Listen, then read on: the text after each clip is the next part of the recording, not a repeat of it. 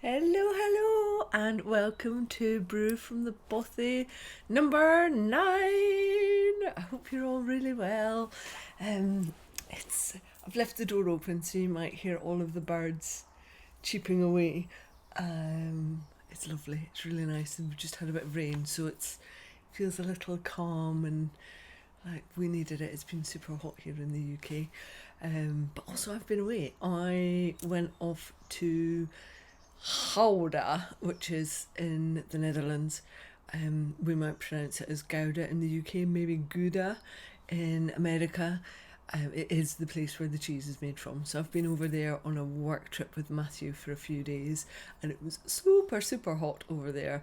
And also I bought some yarn because obviously I found a yarn shop while I was away. So I'll show you that, hopefully, if we get time. I'll be able to show you that within today's quick little podcast. Oh, it's been a busy week, busy 2 weeks, and not because I wanted it to be. There's been a little bit of stressiness with my cardigan, which I'll show you in a little bit. But in stark contrast of something that I wanted to use as like a chill out knit, I have put some rows into my Astrid cardigan, which is the one. I've also shoved socks into my project bag. My Astrid jumper, because it's just stocking stitch in rows, back and forth, knit a row, purl a row, knit a row, purl a row, and this has been a lovely little contemplative knit while the cardigan fell apart. So this is me. I'm onto the front panel, and I think I'm just about to split to go into what is a deeper neckline at the front than it is at the back, and I've already done the back, which is, I've got it on stitch holders, but you can see there's my neckline in at the back. This smells so divinely sheepy. Armholes are ready to go for me to pick up on both sides, pick up and add the sleeves. Now I did do a little bit of number finagling. I should have read ahead in the pattern. Sometimes I do and sometimes I don't. It depends. If I look at a shape of something and I think I can understand in my brain what it is, I'm maybe less inclined to read ahead in the pattern, which is a bit naughty, because one of the things I sometimes do, I've said it before, I'm quite big boobed, and sometimes what I like to do is put more stitches onto the front of my garment so that it's more evenly distributed, and that's what I did here. But then of course what I hadn't reckoned on is that I will need the same number of stitches on the back on either shoulder panel on the back as I do at the front, because then they have to be grafted together, I suspect. Again, see how I haven't read ahead. They most likely are going to be grafted. So I need to have the same number of stitches, but because I had put more stitches on the front than the back, then I've had to do more decreases in the underarm to get my front panels back to the same number of stitches on the back. So whilst it has been a little mindful stocking stitch knit, I still didn't make my life easy. I probably would have done the same thing anyway, even if I had read ahead in the pattern. Yeah, I like to fiddle. I like to get things that hopefully are going to fit me really well. So continuing with Astrid, and I'm really loving this is the detail that pulled me into this knit. Let me just see if I can hold it up properly. Because it's not blocked, it doesn't necessarily, it might be easier to do this upside down actually. I really loved this knitted detail, and the fact that you start with the rib up and down and then you use a series of short rows to pull it in, and by pulling it in you then get this curvature on the rib, and it's a split hem. It needs tidying up a little bit down here just to secure it and make it a little bit more durable, but I think this is going to sit really nicely with the split hem. I think this little bit's on this side, this little bit of kind of bomfling that you can see here is going to come out with wet blocking. So let's see, can I turn it up the right way and show you how it actually drapes and hangs? Yeah, I think it's just going to be a really lovely wear. And I spoke last time about the fact that I've kept quite an open gauge because this is made with John Urban Textiles Exmoor sock, which I know is going to full out in the fabric. And by that what I mean is that when it's washed and worn, the wool is going to occupy the space. It's going to full out, that's what that word means in kind of knitting and crochet terms, and it will be less see-through as it is now, but I wanted to give it that space to get there. And on purpose I've worn today a linen jumper that is really quite see-through. I've got a kind of pinky, light pink top underneath, so I don't want it to be this see-through, and so I've knitted it at a gauge that is slightly thicker than this but is going to allow for that fulling later on, which is the information I got from my blocked swatch, which is why I know this will work. So hopefully I'm going to get cracking with this this weekend, because we are at home this weekend. It is actually Glastonbury, and we're fortunate enough to have, we don't have tickets. I could not cope with Glastonbury as a festival. I've never done it, Matthew has. I wouldn't be able to cope with it. So instead, because we have decent weather and our birthday treat to each other this year, our birthdays are next week after, and we have bought a combined present of an outside projector with speakers, and we already have a white screen, so we're going to project Glastonbury. I'm going to get some tins of cider in, and we're going to sit outside and pretend that we're at Glastonbury, but at the comfort of our own home with our little cat. So we're going to have our own little Glastonbury weekend where I get to sit and knit, and Matthew can do whatever he wants, possibly be on our Switch playing Zelda, and we're going to just relax all weekend long, and I am going to put some serious mileage into my Astrid jumper. The pattern is by Knitting for Olive, and I've really enjoyed it. Very simple, very quickly written pattern. I don't mean quickly written as in hastily created, but it's not a really in-depth pattern because it's basically stocking stitch with sleeves on it. So yeah, I'm looking forward to getting this on and seeing how I'm going to style it. And when I've done that, I will send you some styling photos to show you. Right, let's put it back in the bag rather than having knitting needles hanging around everywhere. I wish I could give you smell-o-vision because this is just unbelievably sheepy. There's something about the John Urban Textiles Exmoor sock yarn that when it's undyed, it just, maybe because it hasn't had an extra wash and it hasn't gone through the dyeing and dye fixing process, it just smells really, really sheepy, and I love it. Right, what else has been going on? I'm going to hold off on kin because I'm still ever so slightly saddened about it. I wanted to show you, I talked about in a few podcasts back before I went on the West Highland Way walk, I was talking about socks and preference for socks for walking, and I think I mentioned that Matthew has a real preference for alpaca socks, and I just wanted to make a point to show you what that looks like. Now, this is a pair of socks that is just over a year old. Matthew has loved them and he has worn them well, and they have been up mountains with him quite a few times, and he wore them a lot in the second half of the winter months this year.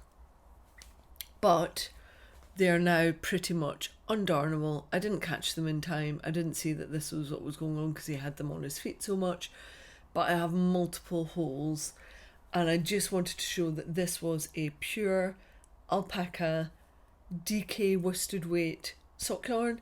It's from a localish supplier I got it from a local yarn shop just over up into Derbyshire. I knitted it on quite a tight gauge, which is one of the ways that I would normally get beyond having a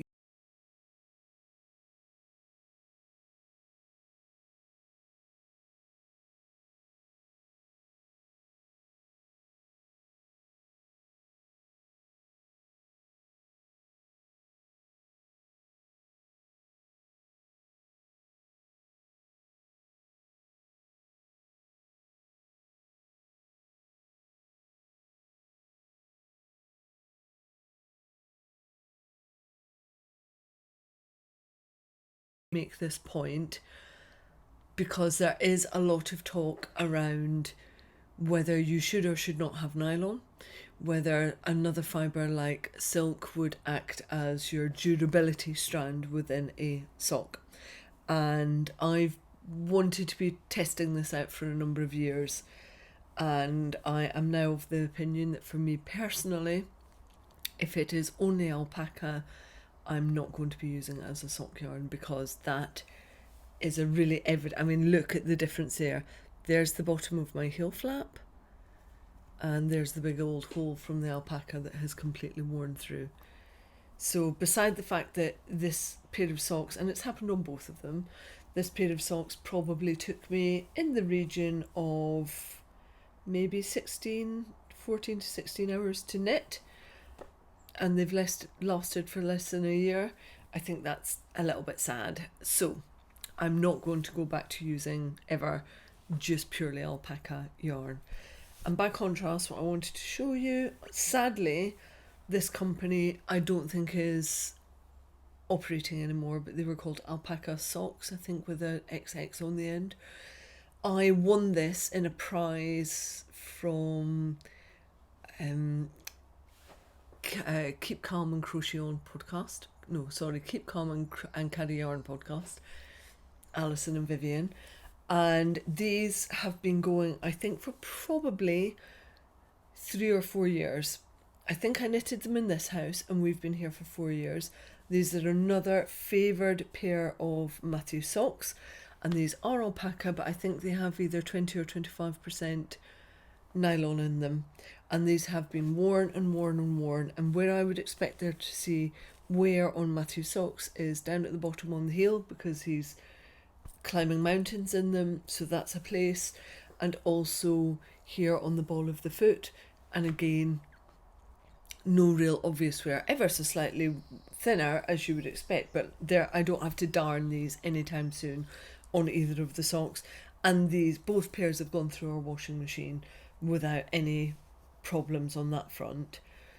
So it's not to say that alpaca as a yarn isn't good for socks, but I think alpaca on its own without something else in the fibre blend isn't for me. I'm not going to be using it ever again, because I don't have time to knit those socks and then for them to not be in play in our household for maybe 5, 6, 7 years, which is what some of Matthew's other socks are doing. Now, that doesn't mean to say that other yarns can't just be 100% fibre. So we also have a lot of socks in our household that are just Blueface Leicester 100%. It's yarn that we've had from RIVERKNITS, and I knit it on quite a tight gauge, and I would do the same if I was crocheting, so long as I've still got stretch. And they're still in play and have been in play for years and years, and I've never had to darn those socks of Matthew's either. So I'm not saying you absolutely have to have nylon or silk in there for your sock blend, but the extensive tests we have done in our household, and we only ever wear hand knitted, hand crocheted socks pretty much, especially in the winter, lead me to think that alpaca is the one that I'm striking out now. That's what I'm trying to say. Alpaca as a solo 100% blend for socks is no longer on my horizon. I'm not doing it anymore because I'm not having that anymore. Hopefully that's interesting. If you've got any questions about blends, about favourite sock yarns, about who I would go to, let me know, because I have used loads and loads of socks. Also, I love nettle. That's one thing to raise. I love nettle in there as one of the fibre blends that can bring structure. It's amazing. So if you don't want nylon, I'll happily talk to you in the comments about nettle and what my favourite producers are. It's onion yarns. There are other people doing it as well, but if you want some detail on sock yarns, hit me up in the comments and I will happily share and put links in there as well and show you who I would go to. Right, are we ready to talk kin? I've had some issues with the kin cardigan on a few fronts, and I think I've now got it back to beyond where I was, I think, last time I showed it to you. I've taken some footage which I'm going to insert here because I needed to frog lots of it back. So let me insert that now, and I haven't watched that for a week. Hopefully at the end of it I'm still smiling. We'll see. I'm sure I'm smiling because ripping stuff back is part of the design process. So here I come from past fair a week ago. See you in a minute. Back as current fair. Okay, I can't believe I'm about to say this, but I am about to frog 20 to 30 hours worth of work on my kin cardigan, and I promise to take you through this design so you really understand what it's like to create a design. And I only could have got to this decision by getting to this point in the actual design itself. So let me show you why I'm frogging and the changes I'm going to make.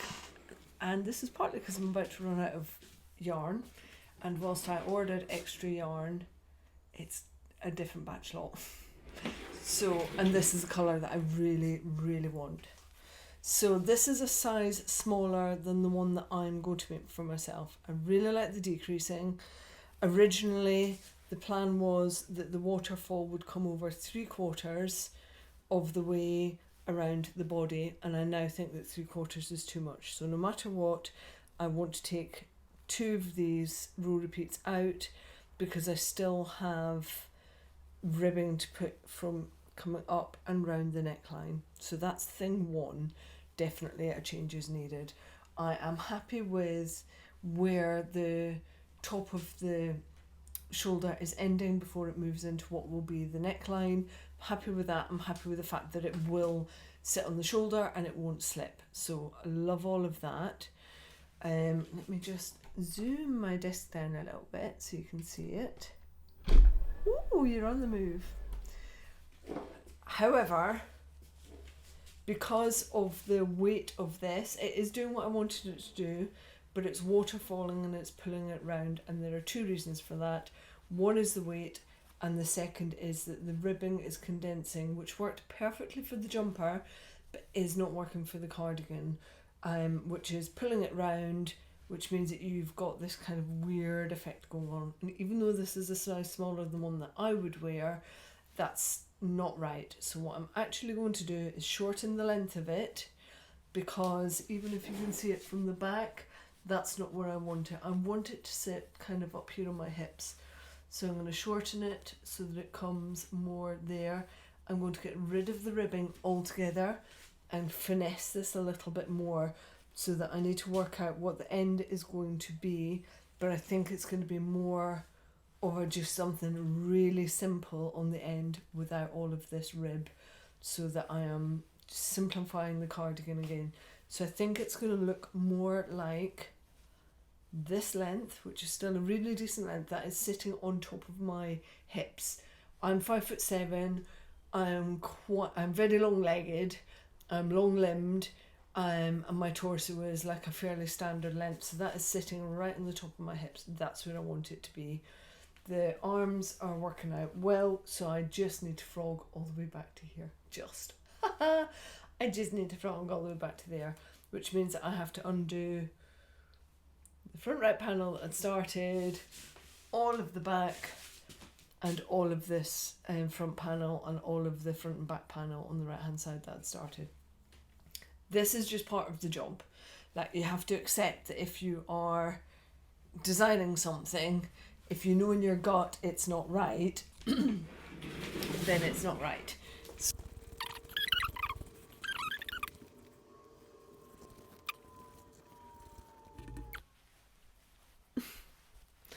I'm back to just a right sleeve.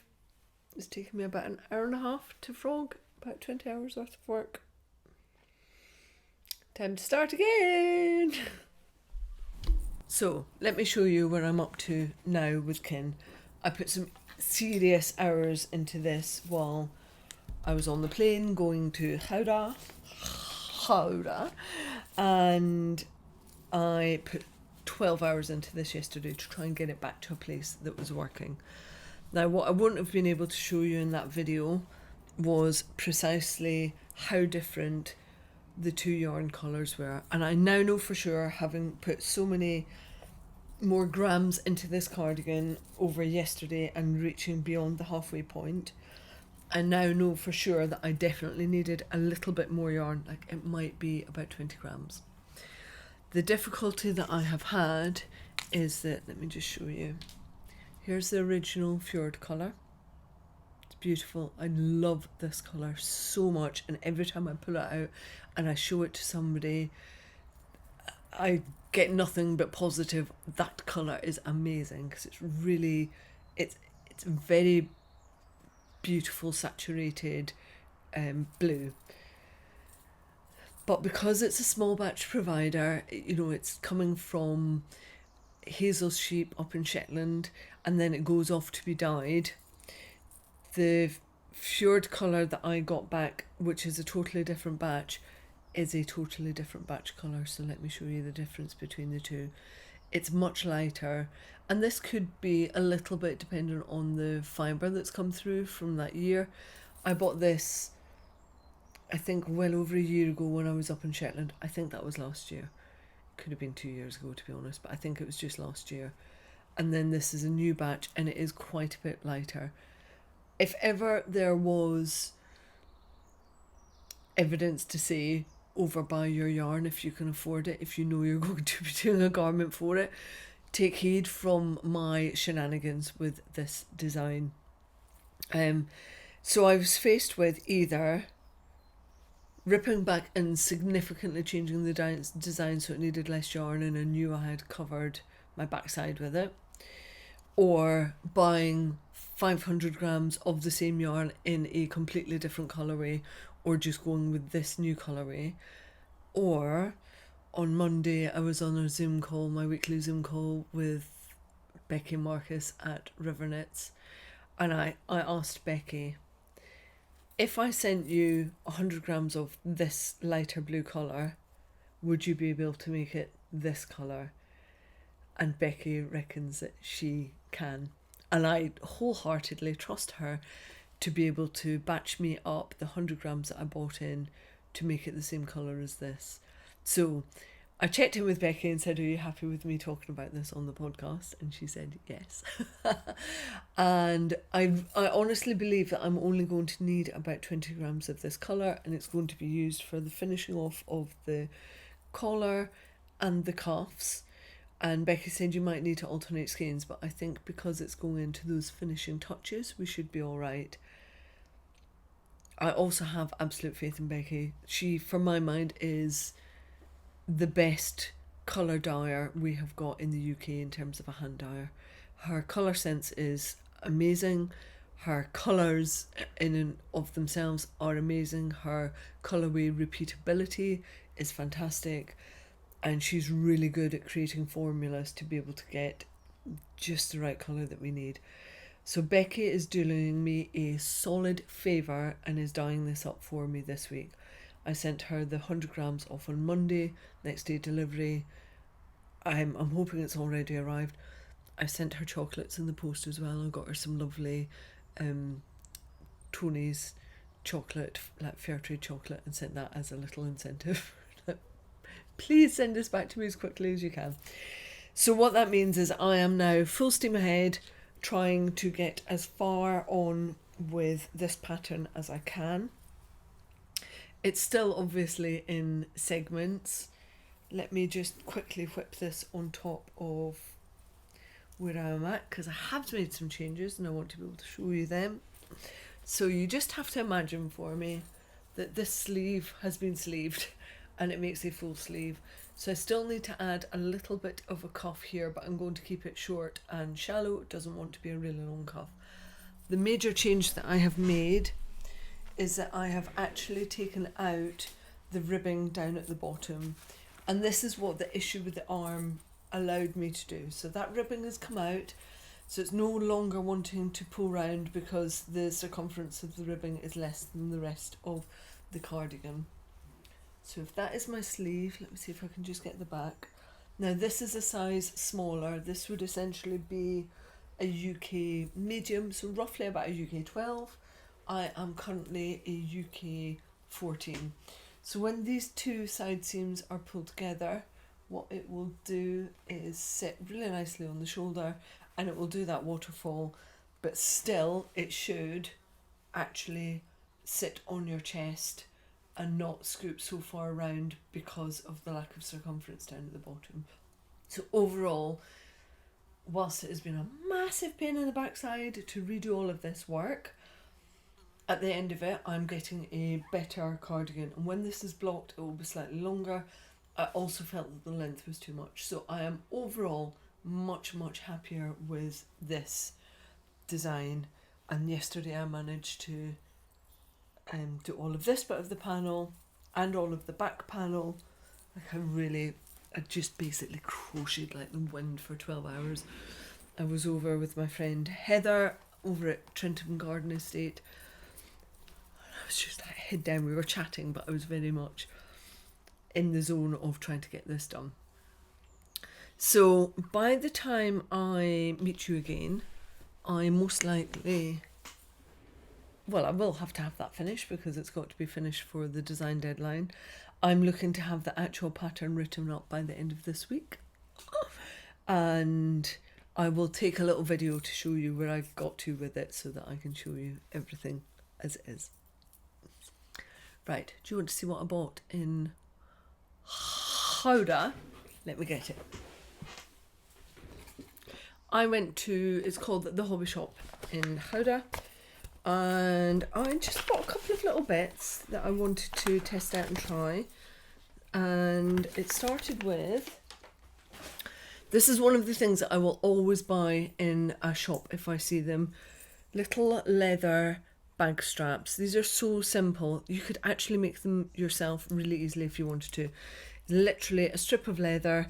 If you've got a leather punch, which I do, then you can punch holes, and then these fixings, these little metal ones, screw one inside the other, which allows you to pull this through your bag, whatever bag you're making, whether it's sewn or crocheted or knitted, and you just unscrew them. And if you're looking for what these are called, they're called Sam Browns. I don't know why, but usually you can get them in silver, gold, bronze, antique bronze, sometimes copper. But it's a really effective way of getting bag handles that are neat and just have a little bit of finesse to them. So they were about £8.50 maybe. So quite a good deal considering some of the costs that I've seen stuff like this for. And I just got them in a good classic tan colour. I will always pick up bag handles. If I can find vintage ones, I will always buy them as well. So I have a little stock of bag handles that I keep because I never know when a crocheted bag design will pop into my head. I do really like having and using crocheted bags. The other thing that I bought was Novita, which I really quite like as a brand. I think, is it a Norwegian brand? I want to say Norwegian. Finnish. It's a Finnish brand. I'm actually in the middle of knitting another jumper that I've never shown you in Novita, and I'm really enjoying it. It's a pure wool, chunky, and I'm enjoying it. And this one is called Halaus, and the blend is cotton, alpaca and wool, 40%, 35%, 25%. And I picked this up just as a little option in my mega mohair blog post that I'm still working on. Just if you don't want to hold two strands double, how can you get a similar effect just with one strand? So I've got a few of these balls that are starting to knock around for the back end of the blog post when I've done the double strand thing. Just if you want, it might be a slightly cheaper option. And I've just seen that this is actually a chain yarn, which I haven't worked with for years. It seemed to be all the rage about 11 years ago when I first started crochet and knitting. This is just 50 grams and it's coming in at meters, 109 yards. So very directly in like worsted Aran weight category. The other things that I bought were 2 balls, because I love these colours, of Chapiers organic cotton. I'm always on the lookout. I don't use lots and lots of cotton, but I'm always on the lookout for decent organic cottons, and I haven't tried the Chapiers one yet. I really love Crea Deluxe. That is like my favourite cotton yarns, but I wanted to give another one a go. Both are organic, and this one is coming in at 170 meters per 50 grams, so that puts it at 340 meters for 100. So sport weight cotton, which is the same as my Crea Deluxe that I love pretty much. So I'm going to test this out. I'm actually thinking about doing a little stripy cotton one way or another neckerchief to test how it would look striped up. But it will be part of a general, like, how do I find working with different cottons and organic cottons in particular, because you might be surprised by the price point on organic cotton. It's not that much more expensive from standard cotton, and I would always try and buy organic if I can, if budget allows it. And cotton in particular is something that I would strive for to be organic. So in case you're interested in my lovely little summery colours, the cream has got ever so slightly pinkiness to it, and that is called Clouded Crystal. That's colour 200, and the pinky coral one is called Amaranth, and that is colour 245. So more coming back on this in the coming weeks / months. No timeline on this. I just fancied having some nice cotton yarn at my disposal to have a go with. We'll see how it goes.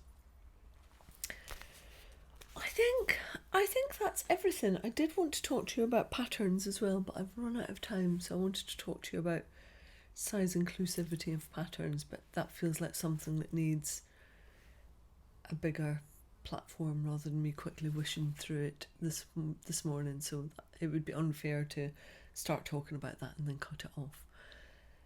Other than to say, I've had a really good couple of weeks, and I hope you have as well.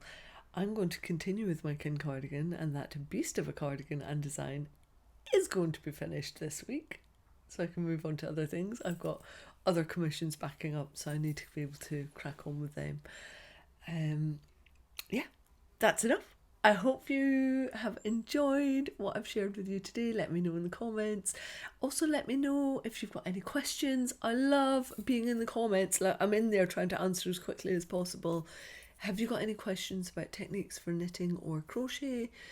Is there anything that you want me to cover? I'm really keen that this is a two-way process rather than me just babbling at you. What else do you want me to talk about within the podcast? Right, my lovely folks, lovely to see you. I am waving and I am gone.